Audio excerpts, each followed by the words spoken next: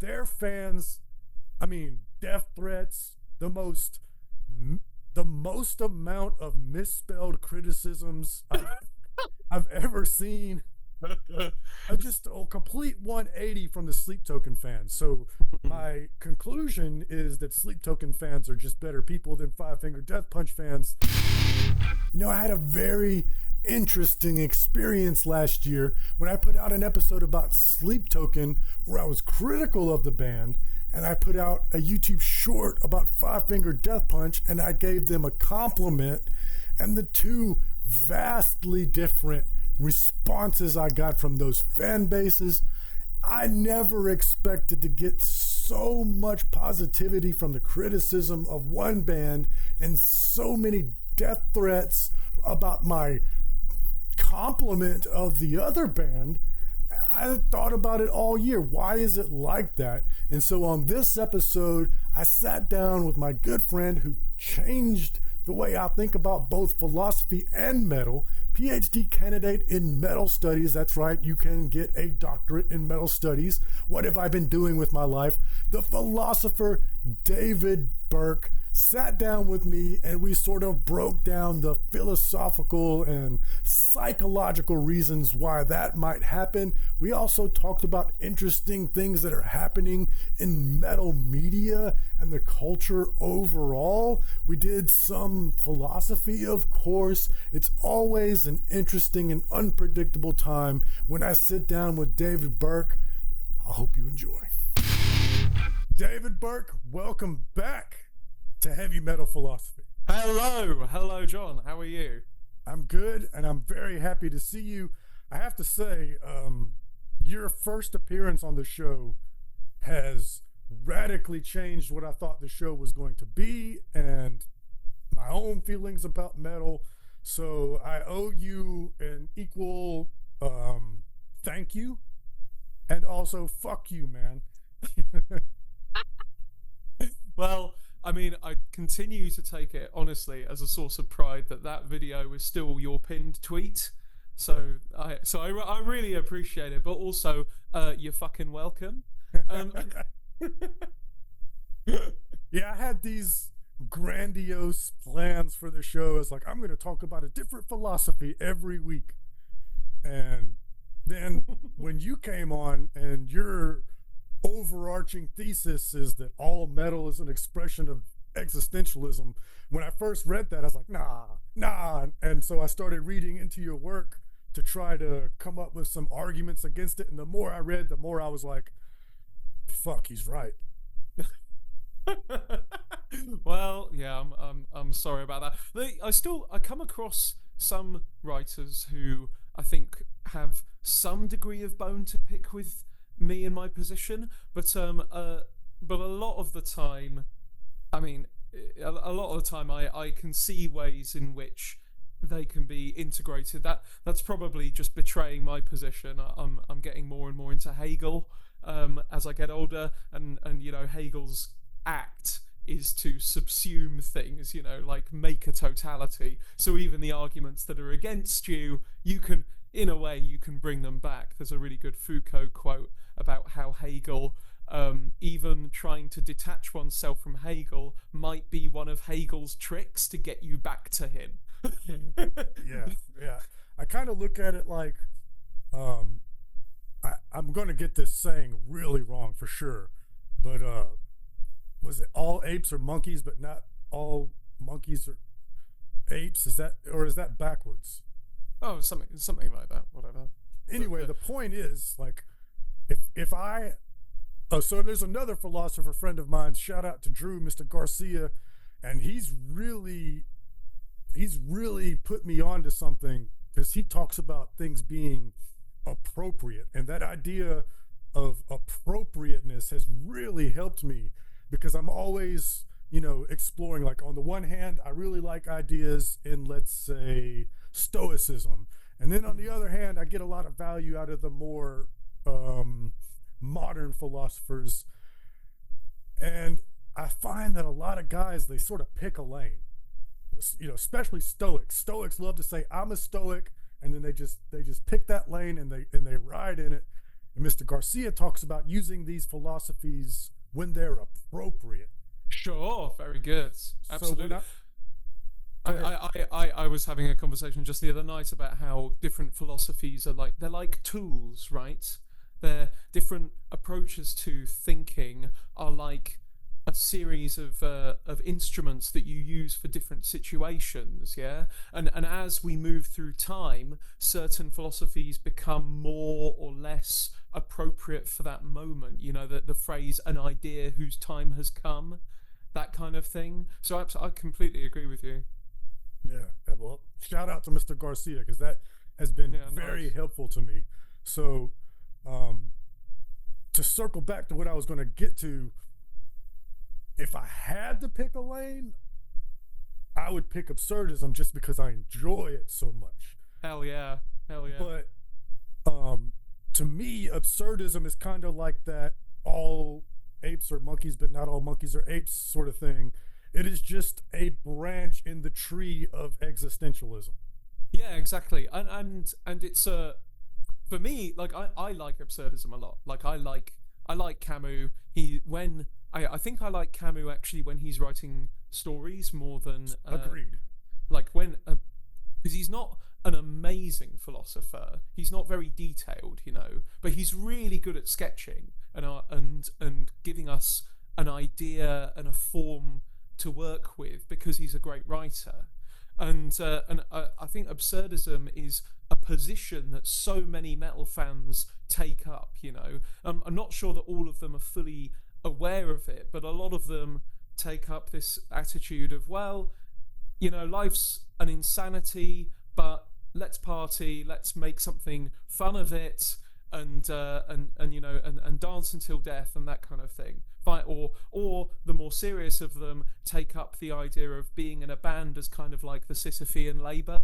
You know, Yes. let's just put ourselves in this project that no, you know, maybe a few hundred people are going to hear, maybe a few thousand, which isn't very much, and let's just pour our resources into it, all of our time and our labor and stuff, and just push this big rock up a hill, not for any real gain, but for the enjoyment of the pushing it up the hill itself. Right. And to your point, I like The Stranger much more than I like The Myth of Sisyphus because The Myth of Yeah. Sisyphus is hard to read. Mm-hmm. The Stranger Mm-hmm. you can read in an afternoon. It's a great book. But at the end of it, you're thinking like, why was he like that? Yes, exactly. It just teases out that idea, I think, like the complete randomness of just shooting somebody in the Algerian desert, just purely on a whim almost. No, it's such a good little book that.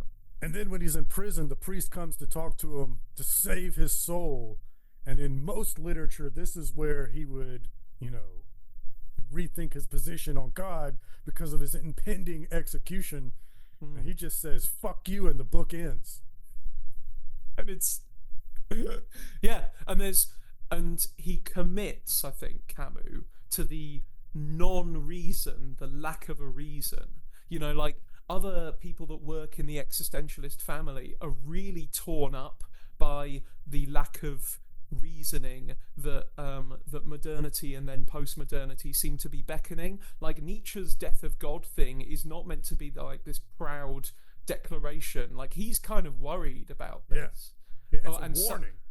yeah, exactly. And Sartre is insistent throughout his career that, yeah, there isn't an inherent meaning, which is precisely why we have to engage in a project. We have to find something meaningful that we can attempt to ground ourselves rather than these false groundings that we've had in the past. Like he's so keen to try and tie, you know, he's really keen on trying to tie his philosophy to Marxism so that there's a real politics attached to what he's saying. But Camus is at the, you know, he comes after a lot of the major existentialists, and he kind of puts a cap on it in a very in a postmodern way that we can understand. You know, in a way, he's the first last man. You know, he gets that he gets that we in this is, you know, he's writing a good bit before Baudrillard, who is talking about how we've become totally imprisoned in the mirror universe of culture. But I think Camus is the first person who gets a sense of that a bit more, that we really are just kind of finding boulders to push up hills, and that and that is the whole thing. We are sort of trapped, but that's no reason to not enjoy. Yeah, what else are you gonna do? Yeah, precise. Well, you know, you ask the other existentialists might say that you need to. Well, we're trapped, but we have to act seriously about it. We have to try and do something meaningful for continuity's sake. Blah blah blah blah blah. Camus, I think, grasps the act of being entertained within a immiserating world. You know, I think the other existentialists can't quite grasp that because they still see some kind of potential further lying ahead of them. So let's sort of transition Yeah, into metal so that we can tie these things together. absolutely. Let's go. We're talking about abstract concepts. Let's apply them to something that happened to me since the last time that I talked to you. Great, cool.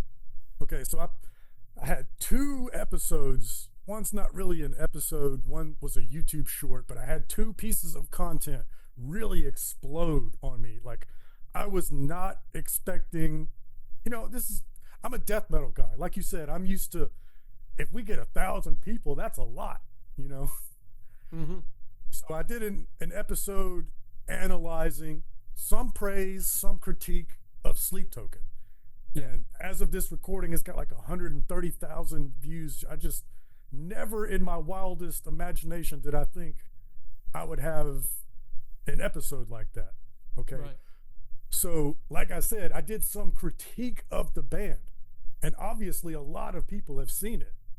So, in interacting with hardcore Sleep Token fans, because it's got a lot of comments as well, they are just the most understanding, most appreciative, most well-read fans of any like hardcore fandom. I was scared when it started to blow up because in my experience dealing with hardcore fandoms, whether it's Metallica fans, of which I used to be one of those hardcores back in the day, Sure. you name a band, when you critique that band, the hardcores come out and they come after you. It's like it's almost the same religious fervor. If you criticize a religion, they come at you in the comments. And the Sleep Token fans were just so giving, so understanding. They're like, yeah, I see your point here. Maybe look at this. By the way, the drummer is awesome. Okay, now, one of the other things that I did that blew up was just a quick, nothing YouTube short. I was just joking. I didn't mean anything by it. The lead singer of Five Finger Death Punch said that he was going to retire because he wanted to spend more time with his kids.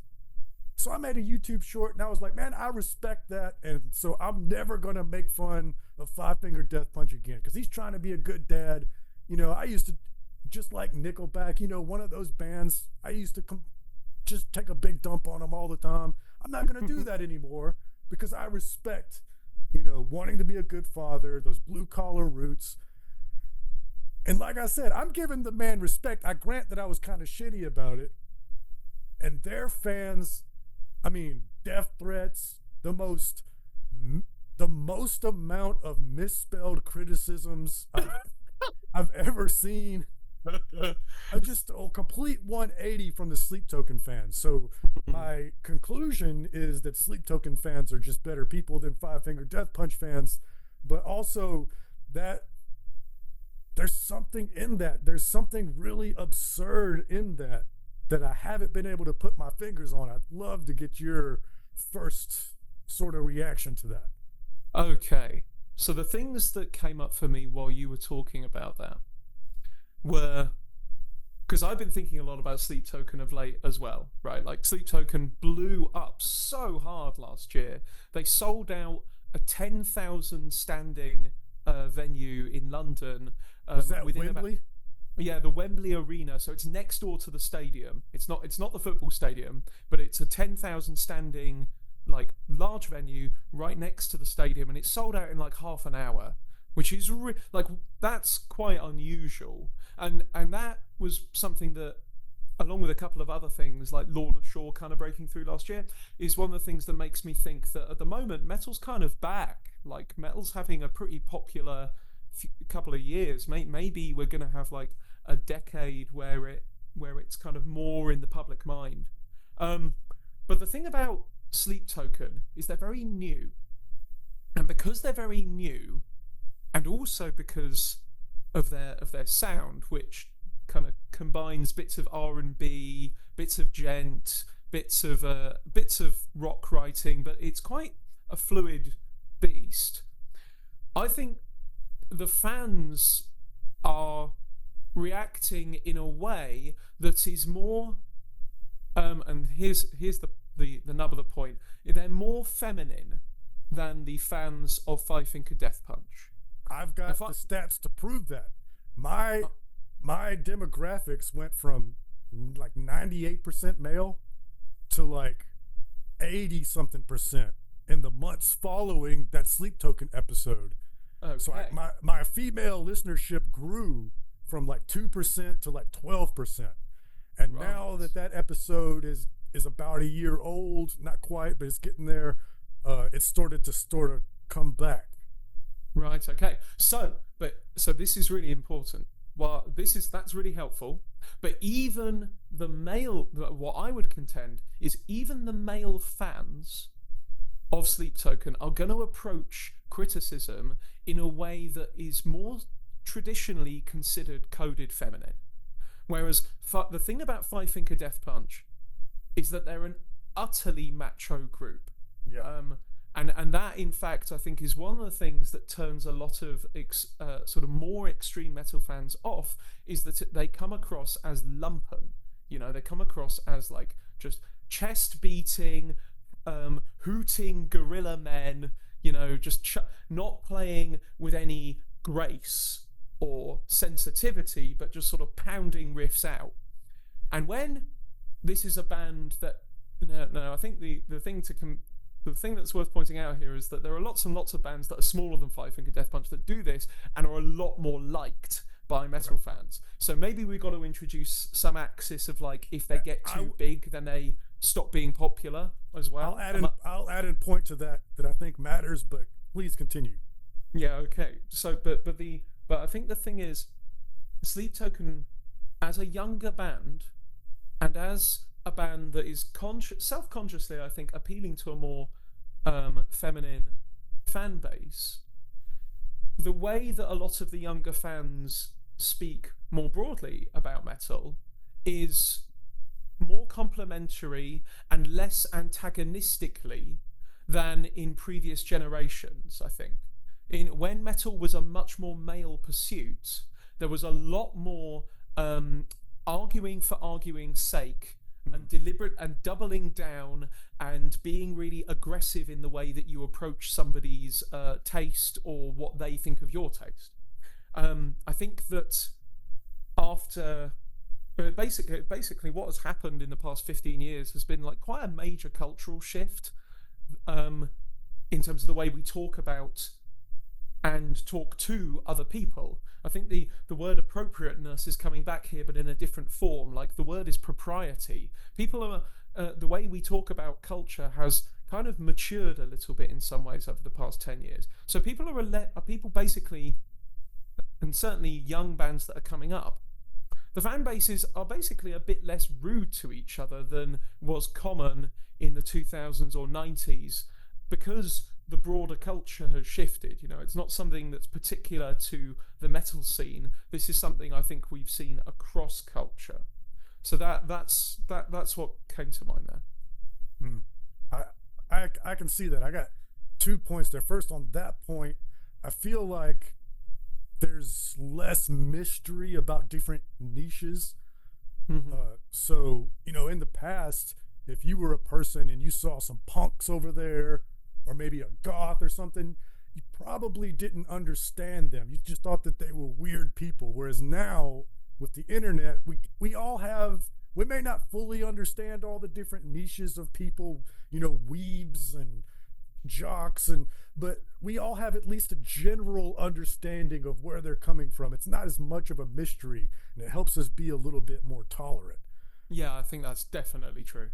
And on Five Finger Death Punch, I think I have a unique insight here because inside of me, I'm very coded male. Like I love macho shit. I love to work out. You know, I love martial arts. I love being out in the wilderness. Like I'm that dude. I can't stand Five Finger Death Punch music because it comes right up to the line. It just walks right up to being super heavy.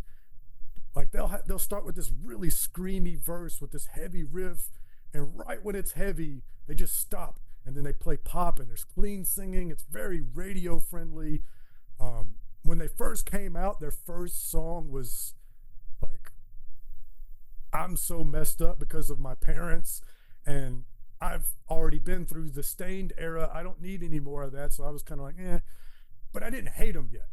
And then they blew up after that. And their next album, the first single, said something to the effect of, "It's so hard to be a rock star. You need to walk a step in my shoes." And I was like, man, fuck you. You know? And it wasn't until he got more mature and I got more mature and he did that thing about fatherhood that I was able to say, okay, I may not like the music, but I respect him for wanting to be a good father. And I made this tongue-in-cheek, honestly shitty video and pissed everybody off, you know. I think that there's something about the other thing about the internet, which I think needs to be injected here, is that we get to see these musicians grow up now. Yes.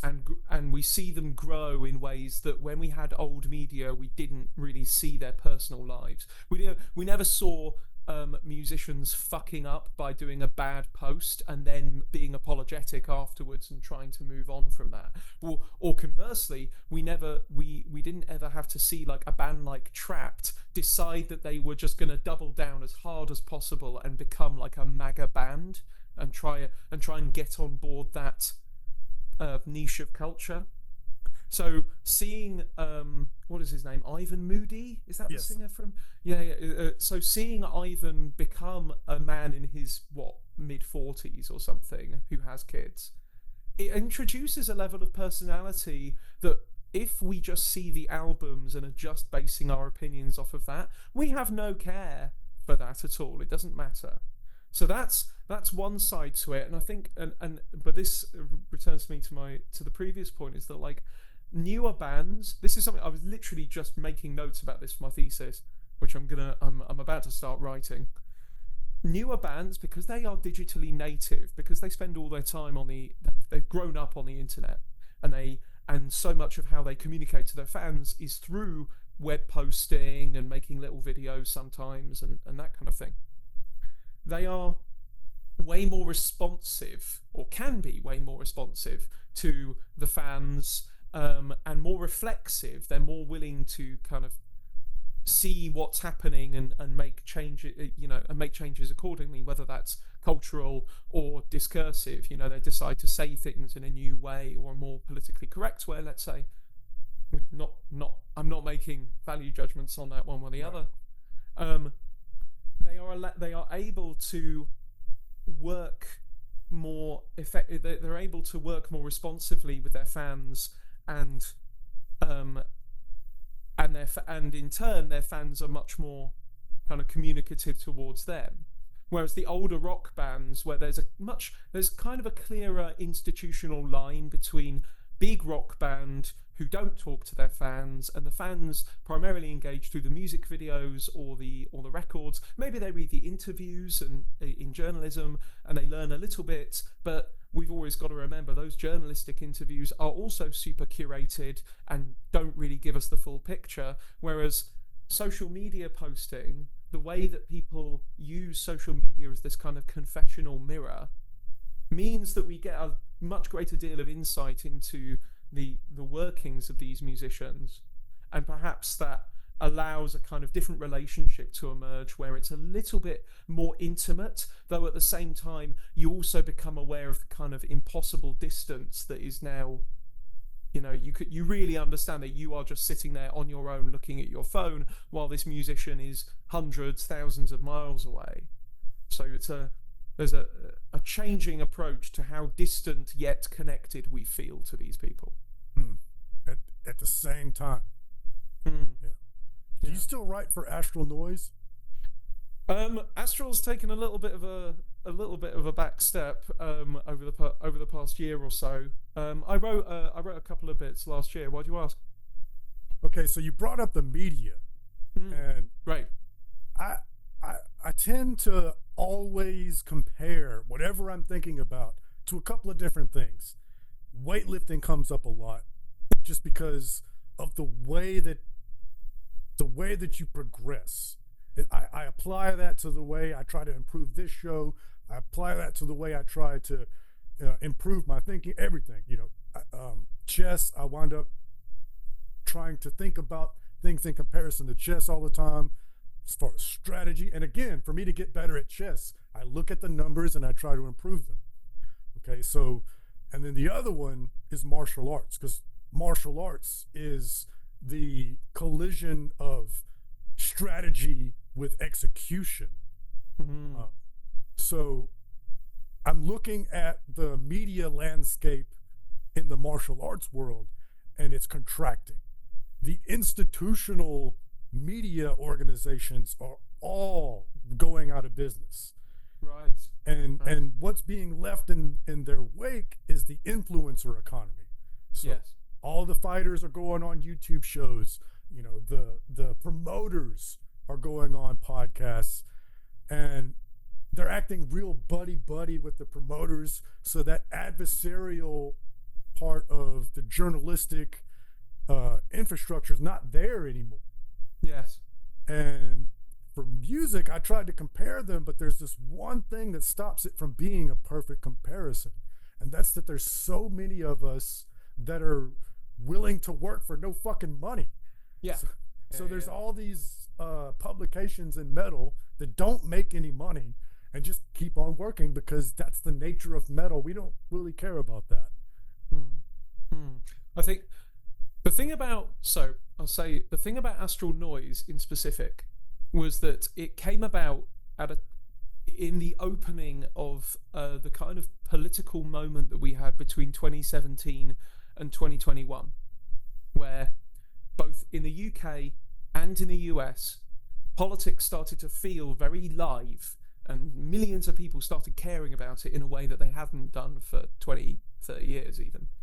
And Astral Noise was specifically set up as a left-wing metal blog. Like that was the specific aim, was to try and communicate leftist politics through that. But once the moment ended, people started to drop away. It couldn't hold, and we haven't done a lot in the past year. But nonetheless, I know that a lot of the writers that were doing stuff with us have gone on to continue to write largely for free at other places. And I think the thing about something like a sport, it attracts so much money in a way that music does not. And I think that's probably the reason that that there's this difference. Though I guess the counterpoint to that is that music gets you in a way that sport doesn't, perhaps. And now that it might be contentious, because I think when you ask sports fans what they feel like when they go to a game, and they say, "Oh, it's the best thing ever," in the same way that somebody, a metal fan might say that about going to a show. But the level of commitment, especially on the part of metal fans, as you say, like the huge number of blogs that exist, the huge number of writers that are working for nothing, basically just so they can hear new things for free. That's largely the payment that we receive as journalists, is that you get special access to whatever it is that you're reviewing. Last year, I was very fortunate, or I felt very fortunate anyway, to listen to the new Carnate record a couple of weeks before it came out. And this was the album was a surprise drop. The band hadn't been doing anything for 15 years previously. And I was super excited. I was like, wow, I've never been privy to a secret release before. This is fucking awesome. And obviously the album I did think was exceptional, but perhaps I thought that precisely because of that effect. But it is the amount that we put in for relatively little reward, like I think is something that is perhaps particularly metal, is just the number of individual people and then small organizations who are all based around, well, let's just do this because we like it and because we want, and perhaps that is their way of pushing boulders up hills, to return to Sisyphus. Like this is the way that people articulate the need to have a struggle, the need to have something to put some grit in your life, even if that grit is, once every week I'm gonna, for no reward, I'm gonna sit down and knock out a quick article and listen to an album and push myself through this extra bit of labor.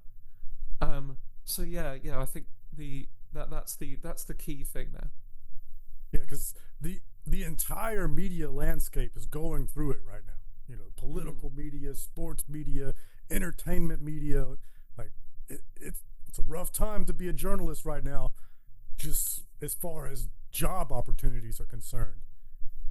Yeah, definitely. And what we're getting now with an influencer economy is really interesting. And there's lots of influencers now in metal as well. Like there seems to be there's this whole crop of YouTube comedians and vloggers. I mean, I would say like to some extent you're part of this.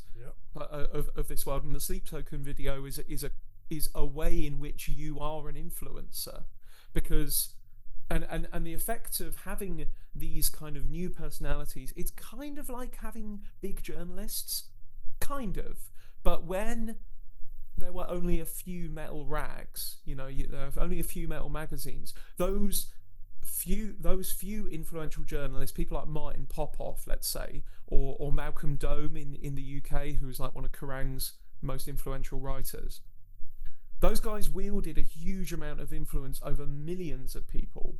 Whereas now we've got some influencers who have a lot of followers, but it's unclear to what extent their content really kind of penetrates, because I think because there's such choice, so many variations of people talking about, well, this is what I think of this album, this is what I think of the same album. There isn't one kind of style or personality who's really dominating, who's really sort of taken over and guides taste in a way that somebody like Anthony Fantano did for a previous generation of music nerds. Even Fantano is perhaps the first music influencer, but now he's facing an enormous amount of competition, and he doesn't feel as relevant as he did in 2011 when he was the guy that was doing that kind of thing.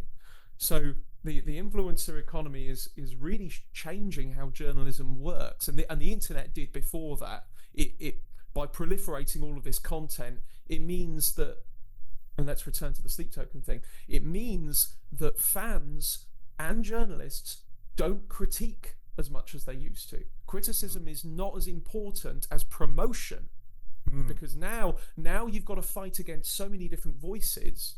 The best thing to do is just say, well, this is a good thing that I like, or this is an obscure thing that I like, or this is why you should listen to this thing.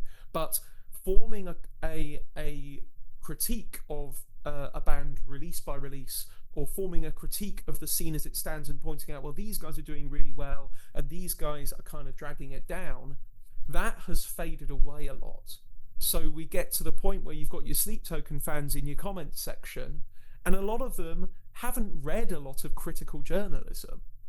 So maybe they don't even have the vernacular handy. What they do have handy is a load of ways of saying, well, you should check out the drummer. This guy's got some really good techniques. Have you tried checking this bit? This bit's very good. Have you tried this bit? This thing, you might like this. But what they might find it harder to do is establish a kind of well-formed critique. That's not to say that fans in the past were any better at it, though.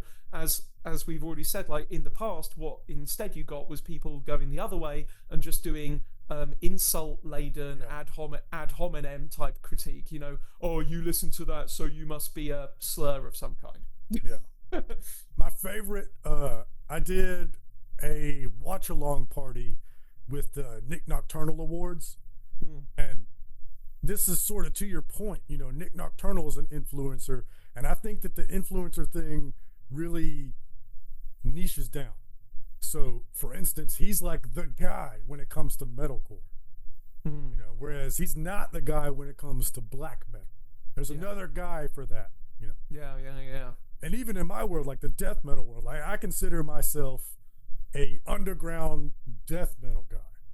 But then you got a channel like Melanie Loves Death Metal, who is fantastic. I think she's got a great channel.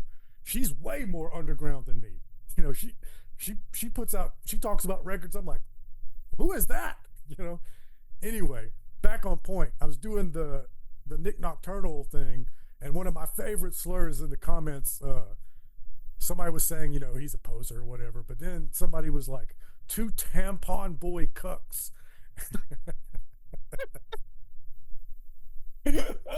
With it, and the thing that Nick is getting a lot of traction now. Like the fact that he can do an awards is quite interesting.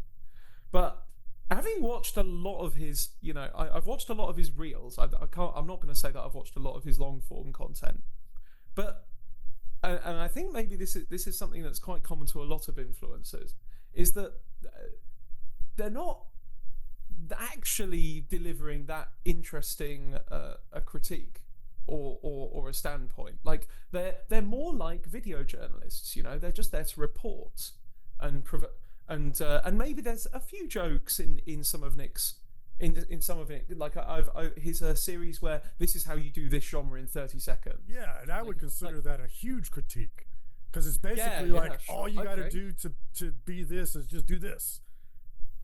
Yeah, that's true. And he's really good at boiling down a genre into a series of essentials. But he's not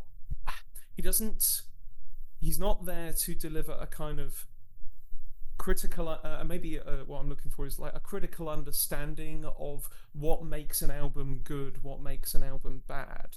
Because I think the way we approach journalism now is to have a load of stuff come in. We listen to the things, we listen to some stuff, and we're like, okay, we're like that, so that's getting promoted. And if we don't like it, we just don't talk about it. Yeah, it's way more celebratory. Yeah. And Nick is a good example of that. I'm a good example of that. Yeah. When I write for Metal Digest, I just get an assignment. They give me an assignment, and I write a review. So I'm much more critical on Metal Digest. But on my show, like if there's something that I think sucks, I just don't cover it. I'd much rather have fun. When I was an editor at Astral Noise, when we were doing stuff actively, I eventually came up with a rule: basically, no bad reviews. If you want to, the only time we had a couple of exceptions, like you could review an album badly if they were on a major label and it was either a well-written funny review, like one that lands the insults and the bombs just right, or uses that as a bad album as a way to talk about the music industry. So we had one guy wrote I like that rule. I thought that was it produced some really good results. Like one guy wrote a review of Benediction. They had a new album out a few years ago, and he said, it's really middling, and it's kind of weird that a label like Nuclear Blast would put this band out, which leads me to conclude that they're basically doing it for name recognition purposes, and it's not. If this was under another name, it wouldn't be viable, and that was interesting because that kind of allows us to think a little bit more about the process that we're caught up in. Whereas when we're always celebrating, we don't have to think about the process of the industry and what it is we're caught up in. We just get to be cheerleaders, which is good. It's good for the artists involved, and we get to feel a sense of connection to them, especially if they drop you a little shout out on social media once you post your thing. But it doesn't necessarily lead to a fan base that is able to see its own institutions clearly. And I think I don't say that this was. I can't say that this was ever particularly clear for any music fans, because we love living in the fantasy of the performances. We don't like thinking about how the industry is complicated and ethically ambiguous all the time. But but digital journalism offers the sense that we're getting closer to understanding the artists. To link to a previous point, it gets us closer to understanding the people, but actually the commercial relations and the institutions involved in that process are perhaps even more opaque than they used to be. Yeah, my experience when I was a working musician, I would have said that the industry was fucking evil. I wouldn't have said like morally ambiguous. I would have said there's a lot of fucking charlatans in this business. But now that I'm more on the journalist side, like it's much more ethical. There's still bad guys. You know, it's not pure. But I want to return to your rule because on this, when you first said no bad reviews, immediately my hackles went up. It's like, no, this is a terrible rule. Yeah, sure. But your rule about critiquing the industry, I do like, because here's my issue. I had this issue with critics when I was a musician, and I have this issue now that I'm a writer. It is so difficult to write a good review that's a good piece of writing. You know, where it's so easy to write a bad review. It's so easy to come up with your best analogies when you're just absolutely taking a dump on somebody. You know, there's only so many ways you can say, yo, this album fucks. It's awesome. It's heavy. It rules, you know. But when it sucks, it's so much easier to write that. And I feel like a lot of writers, they relish those bad reviews. It's like, okay, here we go, you know. Yeah, I totally think that. And sorry, yeah, finish. It's just a thing with writers that I don't like. I really don't like when writers are really writery, you know. They're like a comedian telling jokes for the comedians backstage and not for the audience. You know, I just want to go, hey, what's the fucking album sound like? Yeah. So on the one hand, I don't like that rule, no bad reviews, because you go to a reviewer for their honest critique. But I like that rule. It's like, tie it to something substantial. This isn't just for you to take a dump so you can break out your best wordsmith, you know, your best turns of phrase. Like, tie it to something more meaningful. Yeah, absolutely. I think we would have had, if there had been anyone to write but again, we would have only accepted negative reviews for big bands, because the reason we constructed this was meant to be a kind of political thing, that, well, the underground bands, they don't need to get they don't need negative press, and slightly disagree, but go ahead. I think there's definitely a truth that smaller bands do need critical press, where you give them constructive feedback. Yes. A record. But that is, as you also said, a lot of journalists actually don't really know how to do that a lot of the time. What they know how to do is say, this person and this person deliver this great thing, while this person's doing this other great, you know, you drop the names of the people, and now we're talking about, you know, oh, this song's got this really great section, this song's got this really great section. But they're not there to, a lot of writers aren't actually that keen, or perhaps that's maybe not that skilled at delivering constructive feedback on a record. But a lot of that, I think, is actually, again, because of propriety. Like, people feel a little bit of pressure when they get a release sent over. They don't want to insult the band, especially when the band is small. Because I definitely feel that. Because I was in that place, you know. Yeah. Because then you've got, like, who's winning here? You know, the journalist doesn't really get that much out of writing a sort of 6 out of 10, 5 out of 10 review for an album that only a few thousand people care about. The band don't get anything out of it either, because they don't want a middling review. They can't reshare that. Right. You know, this is all the conceit here is that what we're actually doing is as journalists is now more like content creators, and we're not really there to be the kind of the role of the critic as somebody who takes a bit of an aloof position and says, well, due to my, the classic mode of what the critic was is, due to my education, I know what is good and what is bad, and which is elitist as hell, right? Yeah. But that's the original position of what a critic is meant to be about. You might say that that's maybe the essence of a critic is that there's somebody that uses their theoretically advanced understanding, not necessarily advanced understanding, but their theoretically advanced understanding to make judgments about culture. But we don't really do that as much now because all of the journalists are trying to compete with thousands of other journalists who all have blogs, and we're all trying to really get our like when I did this Carnate record, I felt very privileged. When they shared the press, my quote was amongst those quoted, and that was good, and that was very nice. I felt that sense of recognition for that. But now I wrote a review which tried to be at least an interesting read.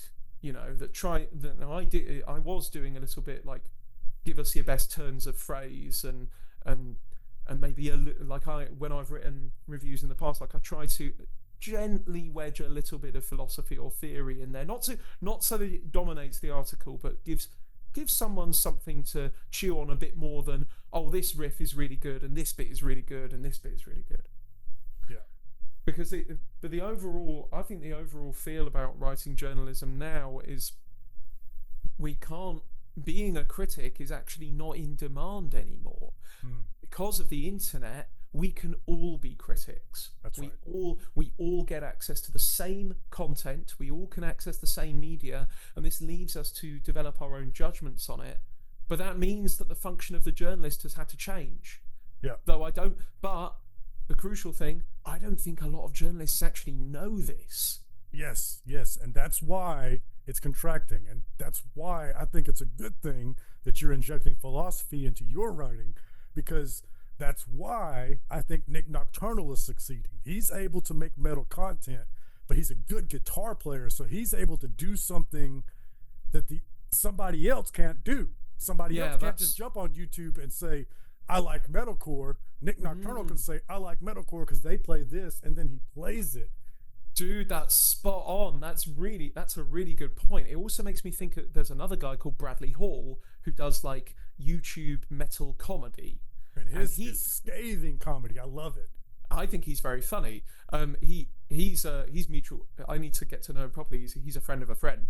But I think what he does very well is play. He's a great musician, really. He's very talented, and a lot of his videos rely on his ability to play. The comedy, some of it's okay, some of it's it's hit and miss. It's not all bangers because he's not he's not like a great comedian necessarily. His talent clearly is guitar first.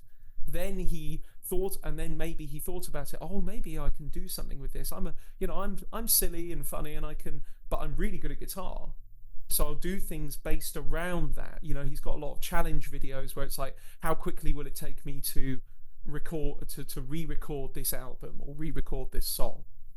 And so I think that's a really excellent point, actually. Like to be the kind of top tier of content creator in our world, and perhaps maybe this is going to become true in your other spheres. Maybe a lot of the influencers and commentators going forward in martial arts or weightlifting are going to be ex players or ex athletes, and maybe that was a little bit the case in the past. There would be some filtering up, as in like big sports. They often get like someone who's a good player and a bit of and has got enough of their wits about them to be a commentator. They'll often bring them into the fold. But as we move further into a kind of extremely partitioned, niched influencer type media economy, we're going to get a lot more people who used to actually do the thing or still do the thing themselves coming in and also becoming commentators, because that's a good source of authority, where being a critic no longer holds as a proper authority because anyone can be a critic. Right. You got to bring something interesting to the table. And I think that's what a lot of writers are trying to do when they're being really writery. And I definitely don't just say, the album is in E harmonic, it's 240 BPM. Nobody gives a fuck. Yeah. But when it's so writery, it's like this album conjures up the spirits of, I'm just like, what's the album sound like? So you make an interesting point about sports media because that is what you theorized is exactly what I've observed. So the martial arts media is contracting because who gives a shit what these pencil neck journalists have to say, and all the retired fighters are starting podcasts, Right. and that's where people are getting their information. Now, my favorite journalist is a guy named Luke Thomas, who graduated from William and Mary with a philosophy degree. So he has a way of analyzing the industry and the strategies that's very material. And so I get a lot of value out of him because he doesn't do that standard athletic journalism where it's like, this guy just didn't want it enough. Right. No, he doesn't do that. He's like, no. So because he was standing orthodox and he lost outside lead foot position, it's like, oh, now I know why this happened in that fight. And later on down the line, me following this guy, turns out he's also a huge Cannibal Corpse fan. Nice, of course. Like, well, of course. No wonder this guy comes at it from this direction. Oh, that's really interesting, right? Because the other thing, I guess, that critics and journalists do, it's not just pass value judgments. It is a really important thing, but we also, the older journalists, especially when there were fewer papers, were very instrumental in narrativizing metal. Yes. And that's what these older generation of sports commentators do as well. This line of, well, they didn't want it enough, or they were hungry this time, or whatever it is. And you're trying to tell with each match or each album or each single, you're trying to tell a story about the whole culture as it goes. You're trying to make this into a series of narrative arcs. Whereas the new kind of discourse, which is more focused on the technicals, on like your Luke Thomas saying, well, actually it's because we can see here that this is happening, and there's a particular moment where this gets lost, or your Nick Nocturnal coming in and saying, rather than, well, it's beautiful and wonderful because of X, Y, and Z, is saying, right, this is what is happening here, and this is why that works, and this is how we get to, and this is what makes it, his series, where this is the essence of a subgenre. It's a different kind of discourse for talking about culture. And if I may, I'll bring in some. Can I have an additional minute to talk some theory here? This is reminding me a lot of something from Jacques Lacan, the French psychoanalyst, who has this idea called 4 discourses. And the first discourse is the discourse of the master, where power is wielded very explicitly, but this is also to do with creating the great man narratives. The master discourse is history spoken from the perspective of the great people that did great things and made history into this, this series of epic events, which is the old, we could say is kind of analogous to this older mode of journalism where we're trying to take a culture or a sport and make it into something great with a series of great works and a canon. And there's a joke on a podcast that I follow where they talk about American sports, and they talk about, well, these are the champion players, but then there are also immortal players and legendary players, and just tiers and tiers of how many superlatives you want. But the new form of critiquing it from the technicals is much akin to Lacan's second discourse, which is called the university or the experts discourse. So here, power is expressed not directly, but rather through the voice of knowledge. So an expert comes in to say, well, actually, history isn't a procession of great men. It's a series of complex, nuanced factors that we can see operating here, and here. And it's a much fuller picture with with a lot more information inserted into it. It's less narrative. But the crucial thing is that power still exists in the expert's discourse, but it happens behind the curtain. You know, the expert that gets up and talks in front of us is acting on behalf of a powerful institution that put them in front of the camera. Or in this case, we have commentators who, although they speak with a much greater deal of information and provide us with a much sort of fuller sense of detail, they're still operating within institutional confines. You know, they're not actually going to tell you how to get out of this thing altogether, how to see a totality, because what they would actually prefer you do, whether this be Nick Nocturnal, Luke Thomas, or a scientist, what they're actually keen on doing is ensuring their position within the system. You know, the scientist wants to get their research funding. Nick Nocturnal wants to continue to be a metal influencer who makes money off YouTube. So Nick is never going to tell us, he's going to tell you how something happens in a metal subgenre, but I'm not sure he'll be able to tell you why. You know, it's not going to give you a narrative answer in the same way that somebody like a Kerrang writer might have been able to with a lot more conviction say, well, you know, thrash metal is the music of nuclear war and Reaganism and Thatcherism, and try and make a narrative that has a bit of punch to it. People like our newer form of journalist is much more going to be able to say, this is how it's done, but why? Well, that's actually up to your interpretation, which is a much more modern way of dealing with that kind of problem. So this leads me back to something. I find that philosophy is a much more complicated version of what I've observed in psychology. Yeah. So psychology to me is a lot of stuff that pretty much everybody knows.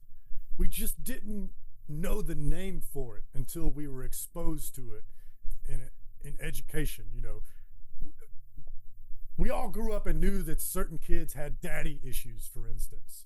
Sure.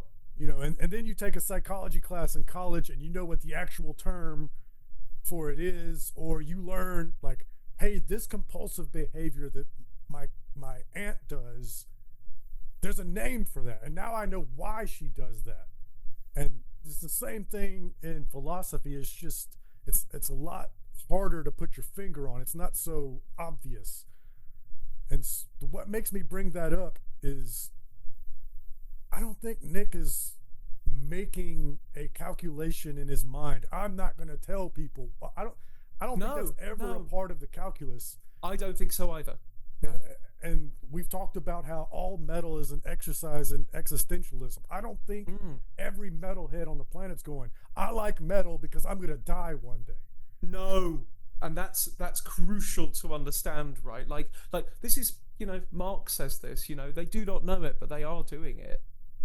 You know, we do not know that we're in a moment of history or that is connected to other moments of history. We don't know that we're in a politics that could open up and change in the future. We don't always know that we're engaging in philosophical concepts even when we use them every day.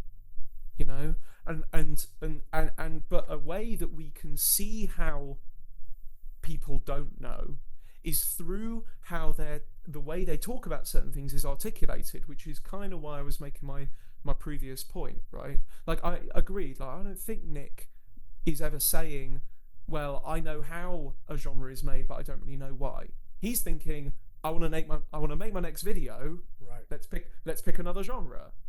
You know, because he's caught up in the imminent flow of being a content creator. He's not having, you know, maybe there are flashes of in his mind at times where he's like, oh yeah, I wonder why that is like that, and maybe he even thinks about it, but it doesn't find it. It's hard for it to find its way into the kind of content he makes, which is meant to go viral.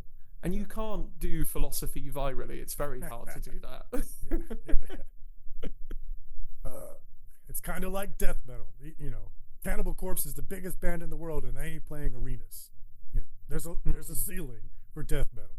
You want to Yeah. go viral, you gotta be Sleep Token. So Right. let's close with this one. Yeah, great. Um, we're talking about people not knowing that they're doing philosophy. Here's my favorite and also most infuriating part of it. This is the most absurd thing.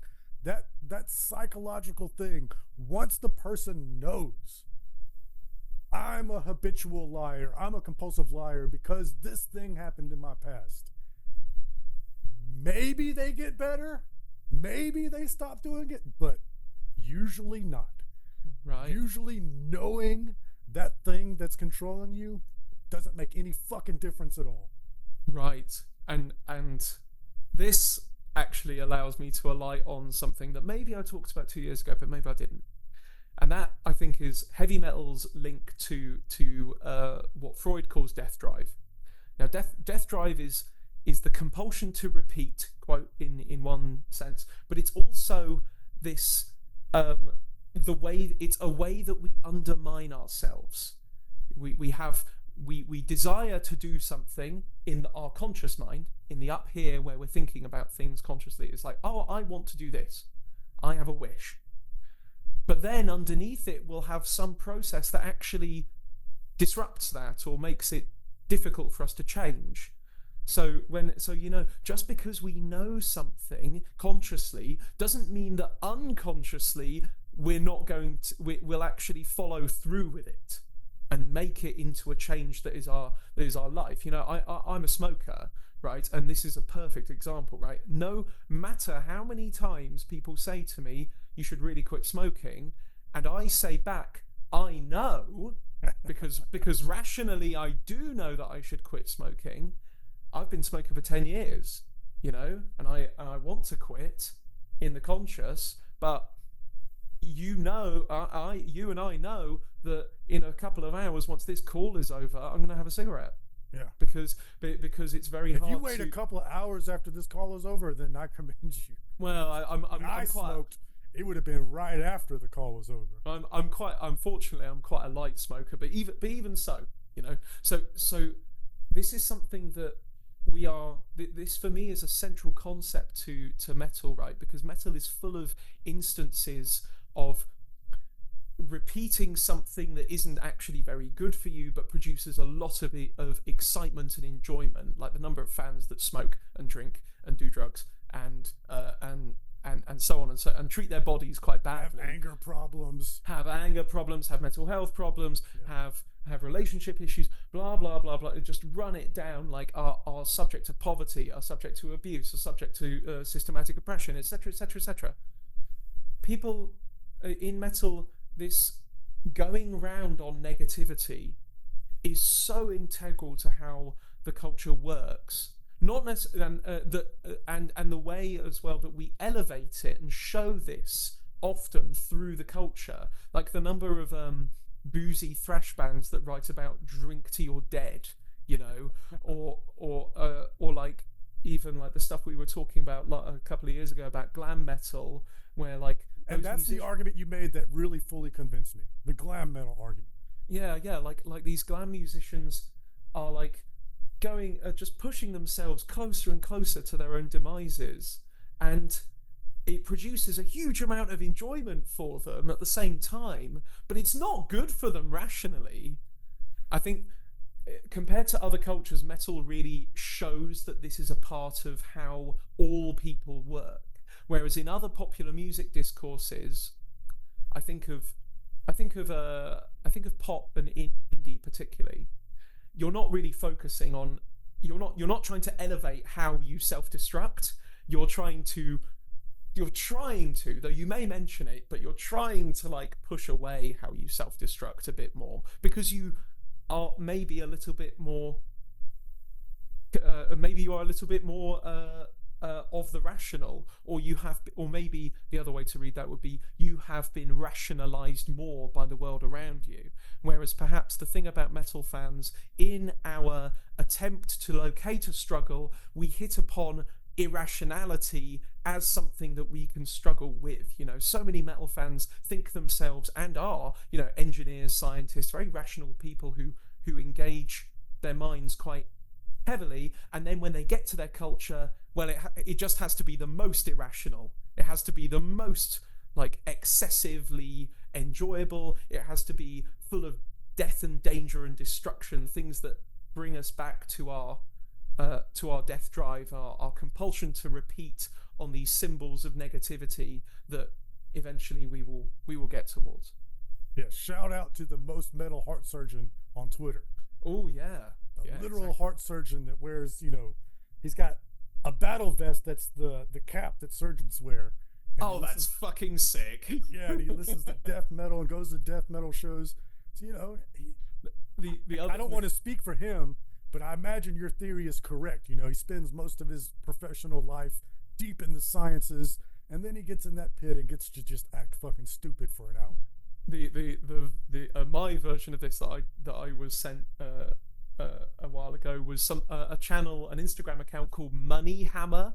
So this guy is an investment professional and financial advisor, and he has a brutal death metal project where every song is a PowerPoint presentation that tells you very, very clearly how to invest, how to save, how to do credit cards and all these financial instruments, but it's a brutal death metal project, so you can't hear any of the fucking words. You just have to read the words that he's written out on the slides for you. And it's this wonderful fusion of very overly rational with extremely irrational that is one of metal's many contradictory collisions. I love it. Well, I could talk to you for hours and hours and hours, and likewise, man. So I want to have you on more often. Let's do like a state of the scene or something later in the year. Fuck yeah, let's do that. All right. Yeah. In the meantime, where can people find you? You can find me at metal_analysis on Twitter.